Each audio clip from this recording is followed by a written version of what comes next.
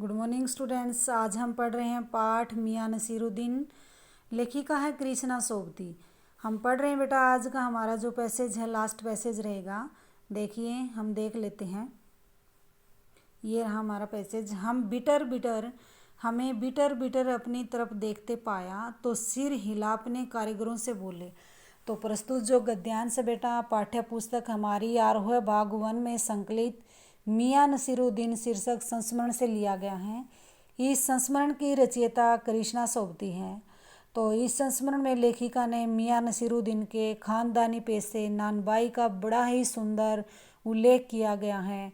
जब लेखिका ने मियां नसीरुद्दीन की रोटियों और उनके प्रशिक्षण के बारे में पूछती हैं तो मियां नसीरुद्दीन जी बड़े अच्छे ढंग से सोचकर सारे प्रश्नों का उत्तर देते हैं और उनका उत्तर देते हुए बड़े ही रुखाई पूर्ण व्यवहार से उत्तर देते हैं। देखिए, नेक्स्ट जो पैसेज हम पढ़ेंगे। हमें बिटर बिटर अपनी तरफ देखते पाया तो सिर हिला अपने कारीगरों से बोले, अरे ओ बब्बन मियाँ, भट्टी सुलगा दो तो काम से निपटे। क्या बता, जब मियाँ नसीरुद्दीन से लेखिका प्रश्न पूछ रही थी, उनको थोड़ा व्याकुल सा देखकर लेखिका के जो प्रश्न उल्टे सीधे लगे, मियाँ नसीरुद्दीन ने उनका जवाब देना आरंभ कर दिया। क्या बोले?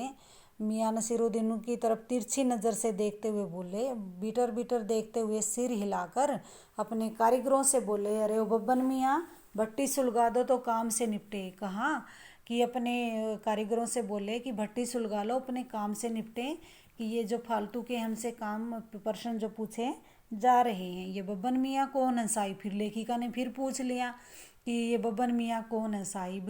मियाँ ने रुखाई से जैसे फांक ही काट दी हो। अपने कारीगर और कौन होंगे। उन्होंने उनकी बात को काटते हुए कहा, अपने ही कारीगर हैं, और कौन होंगे।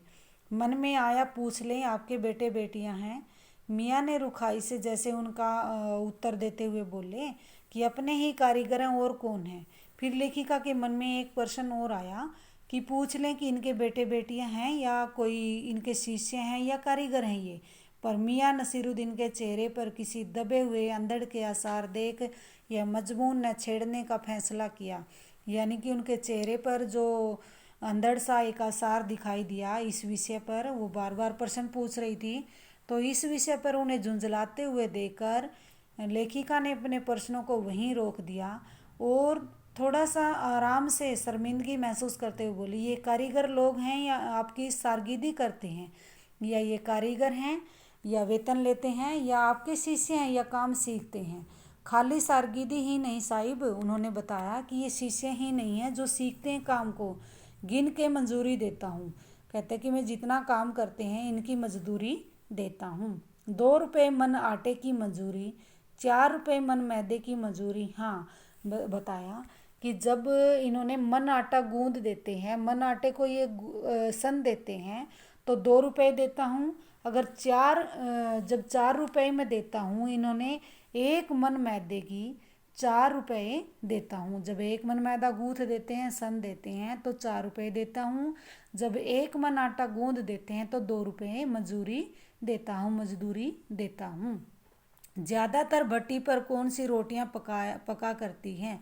फिर लेखिका ने प्रश्न पूछ लिया कि मियाँ नसीरुद्दीन से कि आपकी भट्टी पर ज़्यादातर कौन सी रोटियां पकती हैं। मियाँ को अब तक इस मजमून में कोई दिलचस्पी बाकी न रही थी। मियाँ को बार बार प्रश्न पूछने पर, इस विषय पर लेखिका के प्रश्न पूछने पर कोई दिलचस्पी नहीं रही। आपकी भट्टी पर कितनी प्रकार की रोटियां बनाई जाती हैं। तो इसका उत्तर देते हुए मियाँ नसीरुद्दीन ने कहा उनसे, फिर भी हमसे छुटकारा पाने को बोले। लेखिका को लगा कि ये हमसे छुटकारा पाना चाहते हैं, तो ऐसा उनके चेहरे पर स्पष्ट रूप से दिखाई दिया।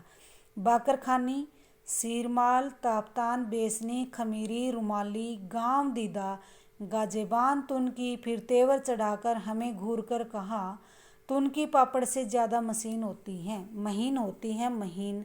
हाँ, किसी दिन खिलाएंगे आपको। फिर उन्होंने अपनी प्रसिद्ध रोटियों के नाम बताते हुए कहा कि अब हमारी भट्टी पर बाकरखानी, सिरमाल, तापतान, बेसनी, खमीरी, रुमाली, गांव दीदा, गाजेबान, तुनकी आदि किस्म की रोटियां बनाई जाती हैं। तो मियाँ नसीरुद्दीन ने अपनी रोटियों के नाम बताते हुए बताया कि महीन जो रोटी होती है इन सभी रोटियों में सबसे पतली होती है, ये पापड़ से भी पतली होती है और तुन की पापड़ से अधिक पतली होती है, यही इनमें अंतर होता है। आपको खिलाएंगे किसी दिन, उनको ऐसे झुंझलाते हुए बोला कि आपको खिलाएंगे किसी दिन। एकाएक मियाँ की आंखों के आगे कुछ कौंध गया, एक लंबी सांस भरी और किसी गुमशुदा याद को ताज़ा करने को कहा। उतर गए वे जमाने और गए वे कदरदान जो खाना पकाने की कदर करना जानते थे। मियाँ अब क्या रखा है, निकाली तंदूर से निगली और हजम। उन्होंने क्या बताया लेखिका से कि तुन की रोटियों के बारे में बताया और मियाँ नसीरुद्दीन ने कुछ तेवर चढ़ाकर कहा घूरते हुए कि तुन की पापड़ से अधिक महीन होती है लेकिन पतली होती है, हम आपको खिलाएंगे किसी दिन तुन की रोटी। यह बताते हुए मियाँ जी एकाएक रुक गए और उनकी आंखों के सामने मानो कुछ कौंध गया हो। उन्होंने एक लंबी सांस ली और कुछ खोई हुई वस्तु मानो वापस आ गई, याद आ गई और सहज भाव से बोली, अब वह समय चला गया कि वे लोग चले गए, अब वो ज़माना नहीं रहा जो खाना पकाने की कला का सम्मान करते थे, उनके महत्व को समझते थे। अब तो कोई रोटी पकाने की, खाना पकाने की कदर ही नहीं करता। आजकल क्या करते हैं लोग, निकाली तंदूर से खाई और बिना तारीफ के हजम। कहने का क्या अर्थ है बेटा, खाना पकाने की कला को जो महत्व नहीं दिया जाता।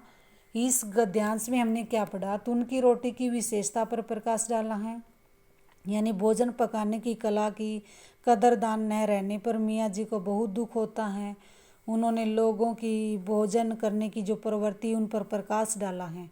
और तुन की एक विशेष प्रकार की रोटी है जो महीन होती है, पापड़ से भी ज़्यादा पतली होती है। तो बेटा आज हमने ये लेसन पढ़ा और मियाँ नसीरुद्दीन एक प्रतिभा संपन्न नानबाई हैं, अपनी कला में निपुण हैं। बेटा उनके व्यवसाय के बारे में पढ़ा, वे अपनी कला को जीवित रखना चाहते हैं एक सच्चे कलाकार की भांति। उन्हें अफसोस है कि आज इस कला की कोई कदर नहीं करता। तो हमने इस लेसन में ये पढ़ा और आपने बेटा ध्यान से सुनना है। धन्यवाद।